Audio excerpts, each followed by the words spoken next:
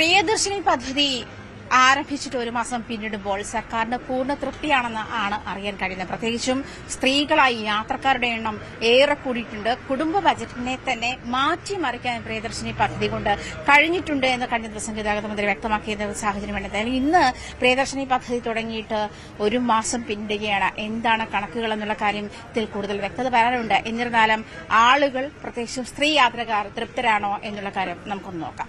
വല്ലപ്പോഴും നമ്മൾ ഇങ്ങോട്ട് എറണാകുളത്ത് വരുമ്പോൾ സന്തോഷമൊക്കെ ഉണ്ട്. വല്ലപ്പോഴും ചെയ്യാറുണ്ട്. മോനും മരുമോളുകൾ താമസിക്കുന്നത്. ഫാമിലിക്ക് പൈസ കൊടുത്താൽ KSRTC പോയിരുന്നേ. ഈ പ്രിയദർശിനി വന്നപ്പോ ഞങ്ങൾക്ക് പൈസ കൊടുക്കണ്ട. അതൊരു ലാഭമാണ്.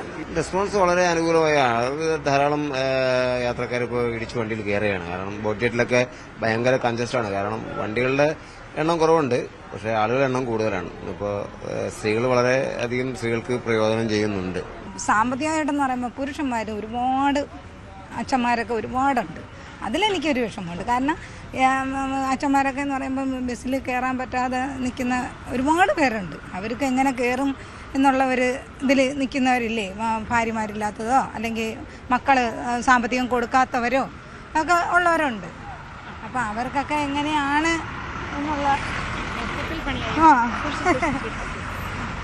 അപ്പം ആ ഒരു അവസ്ഥ അവർക്കും കൂടെ ഒരു ഇത് ഇനി നാളെ എന്താവുമെന്ന് നമ്മൾ പറയുന്നത് കൊണ്ട് മറ്റുള്ള ഒരു രീതിയിൽ. പക്ഷേ എന്നെ സംബന്ധിച്ച് ഞാൻ പറയുന്നതാണ്, സ്ത്രീകൾക്ക് മാത്രമല്ല, പക്ഷേ ഇപ്പം സ്ത്രീകൾ കൂട്ടത്തോടെ ഒരു സ്ഥലത്ത് ഇഷ്ടം പോലെ ഉണ്ട് കയറാനായിട്ട്. പക്ഷെ മറ്റത് അങ്ങനെ ഇല്ലായിരുന്നു എന്നായിരിക്കാം ചിന്ത. അതിവിടെയൊക്കെ ആയതുകൊണ്ടായിരിക്കാം. എൻ്റെ സ്ഥലം കൊല്ലമാണ്. സ്ത്രീകൾക്ക് പ്രയോജനപ്പെടുന്നുണ്ട്, പക്ഷേ ഒരു പ്രായപരിധി വെക്കണമായിരുന്നു. സമയപരിധിയും വെച്ചിരുന്നെങ്കിൽ കുഴപ്പമില്ലായിരുന്നു. ഇപ്പം പ്രൈവറ്റ് ബസ്സുകാർ ബഹളം ഉണ്ടാക്കുമല്ലേ. അപ്പം അതുകൊണ്ട് പ്രയോജനമുണ്ട്. പക്ഷെ എല്ലാ സർക്കാർ ഉദ്യോഗസ്ഥരും ഒക്കെ ഇത് തന്നെയല്ലേ ഉപയോഗിക്കുന്നത് ഇപ്പോൾ കൂടുതലായിട്ടും. സാധാരണക്കാർക്കായിരുന്നെങ്കിൽ കുറച്ചുകൂടെ മാറ്റം വന്നത്.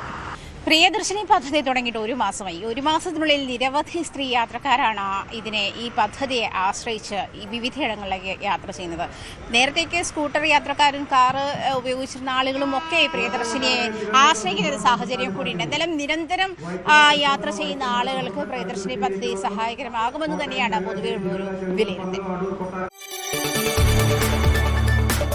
കൂടുതൽ വാർത്തകൾക്ക് News 18 Keralam YouTube channel subscribe ചെയ്യുക.